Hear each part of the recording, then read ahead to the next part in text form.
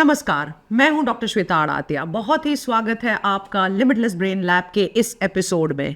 आज हम जानते हैं कि फर्मेंटेड फूड्स जो हम ओवरनाइट रखते हैं, सोक करके रखते हैं, जिसमें कुछ ना कुछ यीस्ट का ग्रोथ होता है या जो हमें फर्मेंटेड के फॉर्म में मिलता है, वो उसका रोल क्या है। अगर आपने आज तक अपने माइक्रोबायोम के बारे में नहीं जाना तो ये वीडियो ज़रूर आपको आपके माइक्रोबायोम की भी जानकारी देगा। ये जानना क्यों ज़रूरी है? ये जानना इसीलिए ज़रूरी है क्योंकि हमारे पास केवल एक ब्रेन नहीं है। अगर आपसे मैं ये सवाल करूं कि आपके पूरे शरीर में कितने ब्रेन चलते हैं, आप मुझे बोलोगे यहाँ पे तो मेरा ब्रेन चलता है, और शायद कुछ लोग ऐसा भी कह दे कि मेरा ब्रेन यहाँ पे भी है। तो जी बिल्कुल, टोटल में 3 ब्रेन जो है वो हमारे साथ साथ चलते हैं। ये मस्तिष्क या ये ब्रेन के बारे में हम काफ़ी बार बात कर चुके हैं। दूसरा वाला जो ब्रेन है वो है हमारे गट, जिसको हम गट माइक्रोबायोम भी कहते हैं। अप टू 90%, 90% तक का सीरोटोनिन जो है, सीरोटोनिन एक हैप्पी केमिकल है। आपको बहुत हैप्पीनेस, आपको सुकून, ब्लिस, एक अच्छी फीलिंग, एक अच्छी करने की भावना, ये सारा कुछ जो है वो सीरोटोनिन देता है। जब आपके पास सीरोटोनिन रहता है तो आपका मूड स्टेबल रहता है, आप खुश रहते हैं और आप आनंद में रहते हैं। तो ये serotonin up to 90% gut microbiome में बनता है। तो ये हमारा सेकंड ब्रेन है। और थर्ड ब्रेन, हाल ही में कुछ रिसर्च में पाया गया है कि अप टू 40 to 50,000, 40 से 50,000 सेल्स ब्रेन के, जी हाँ, ब्रेन के सेल्स जो है वो हार्ट के अंदर में पाए गए हैं। ऐसे करके हमारे पास ये 3 ब्रेन है जिसका एक दूसरे से संपर्क हमेशा बना रहता है। यहाँ वाला जो ब्रेन है, सेकंड ब्रेन और फर्स्ट ब्रेन एक गट ब्रेन एक्सेस बनाता है। तो जो भी बैक्टीरिया हमारे गट के अंदर में रहते हैं वो बिलियंस और ट्रिलियंस की मात्रा में रहते हैं। पूरे शरीर की अगर हम बात करें तो कई ट्रिलियन सेल्स हमारे बॉडी में मौजूद है जो बैक्टीरिया के फॉर्म में है, वायरस के फॉर्म में है, जो अलग अलग छोटे छोटे जंतु या कीटाणु के फॉर्म में है। ये हमारे लिए हानिकारक नहीं है, ये हमारे लिए लाभदायक है। ये जो छोटे ऑर्गेनिजम्स है या जंतु है वो हमारे लिए हमारे ही फूड को डाइजेस्ट करके उसके कुछ शॉर्ट चेन फैटी एसिड्स, कुछ हद तक के रसायन ऐसे बनाते हैं जो हमारी सेहत के लिए अच्छे होते हैं। अब जब हम खाना खाते हैं तो हमें लगता है हम हमको खाना खिला रहे हैं, लेकिन हमारे जो बिलियंस ऑफ सेल्स, ये जो छोटे जीव तंतु है, हम एक्चुअली उसको खाना खिलाते होते हैं। So that is what we call feeding the microbiome. अब कई सारी विशेष ज्ञान और अभी कई सारे रिसर्च ऐसे आर्टिकल्स आ रहे हैं कि अगर आप आपका मूड खराब है, आप डिप्रेशन से पीड़ित है, एंजाइटी से प्रॉब्लम में पीड़ित है वगैरह, आपको कई सारी ऐसी ओसीडी की बीमारी है, स्किज़ोफ्रेनिया है, lot of psychiatric conditions have been linked to the second brain. क्योंकि आपके ये ऑर्गेनिजम्स, क्योंकि आपके ये जो छोटे जीवाणु हैं वो अधिक मात्रा में रसायन नहीं बना पाते हैं और फूड को प्रॉपरली डाइजेस्ट नहीं कर सकते। इसके लिए ये बीमारियां बढ़ती जा रही है। क्रॉनिक गैस्ट्राइटिस की प्रॉब्लम बहुत है।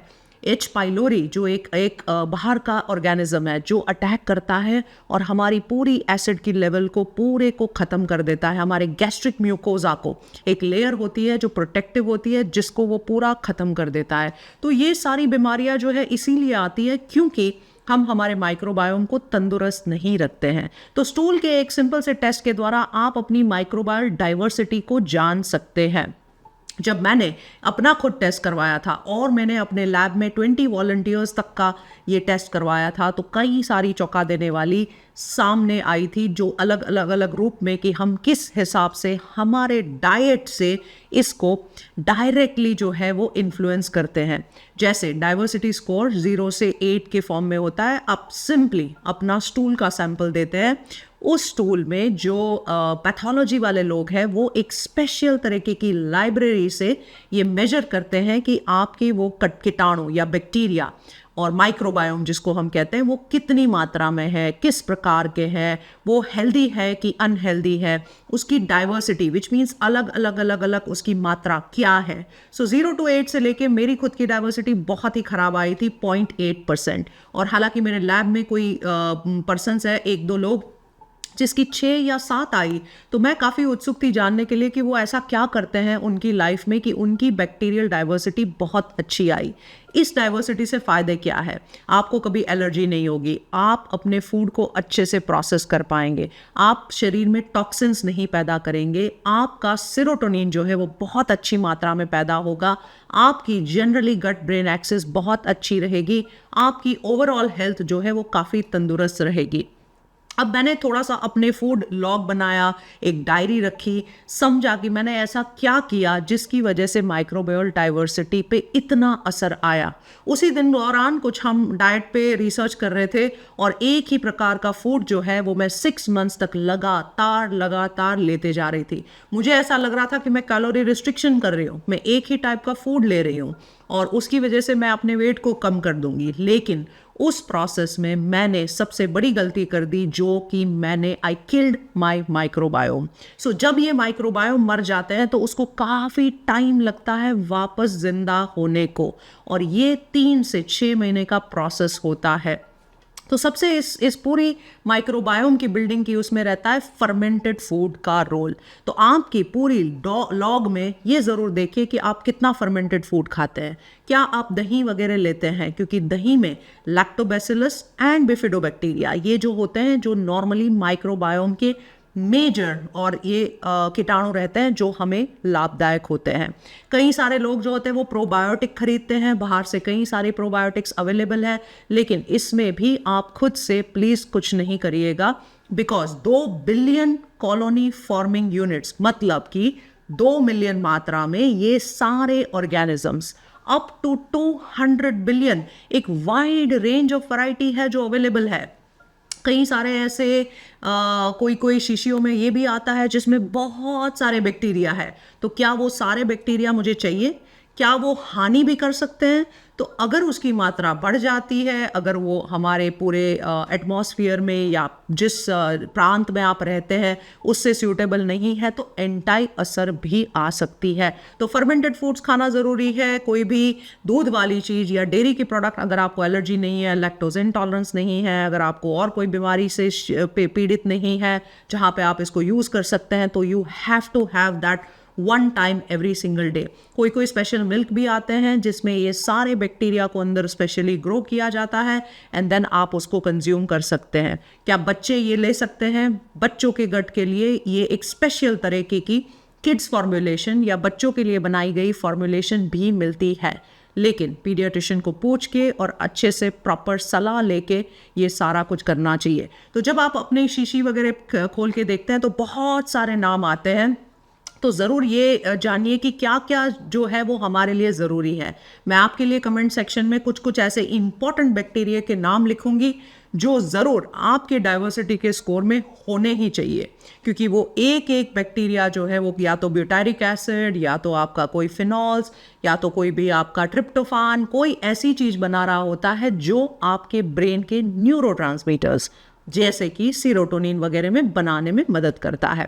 तो ये सारी चीज़ बहुत सिंपल लगती है, लेकिन रोज़मर्रा की ज़िंदगी में ये बहुत इंपॉर्टेंट है। पहले मुझे लगता था कि इतने सारे भोग भगवान को दिए जा रहे हैं, कितने लोग भूखे हैं, ऐसे फेस्टिवल्स में हम इतनी सारी चीज़ें और इतने पकवान बनाते हैं, इन सब का यूज़ क्या है? तो अगर हम ध्यान से सोचें तो इन सब का यूज़ यही है कि हर वो फेस्टिवल में हम डाइवर्सिटी, कई सारे प्रकार के खाने जो है वो हमारे इस इंटेस्टाइन, हमारे स्टमक को दें, ताकि ये सारे बैक्टीरिया जो है वो ग्रो करते रहे और हमें तंदुरुस्ती देते रहे।